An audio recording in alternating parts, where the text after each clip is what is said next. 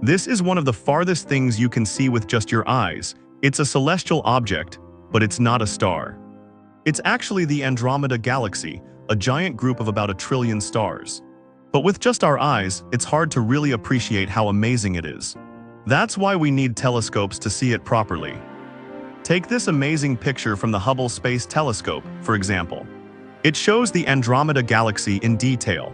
This tiny part of the picture alone contains at least 100 million stars.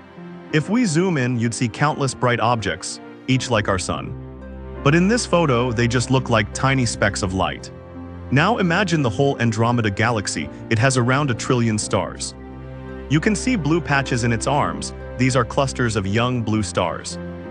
And the red parts are nebulas, like petals swirling in a cosmic whirlpool.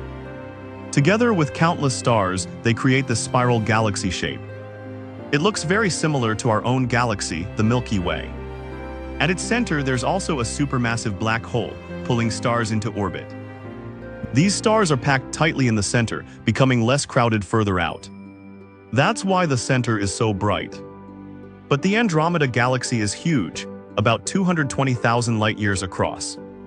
That's about twice the size of our Milky Way and the biggest galaxy in our local group. It's also the closest big galaxy to us. From Earth, if you want to see it with your own eyes at night, you need to be far away from city lights and pollution. If we're around long enough, we'll see it getting closer to us. In about 4 billion years, it's going to crash into our Milky Way. And they'll eventually merge into one giant galaxy. But galaxy collisions like this are actually quite common in space. So it's not that unusual in the grand scheme of things. If humans are still around when they collide, it'll be an amazing sight. But that's a long, long time away. Right now in the night sky, it just looks like a faint, fuzzy patch. So if you enjoy stargazing, have you ever seen the Andromeda Galaxy?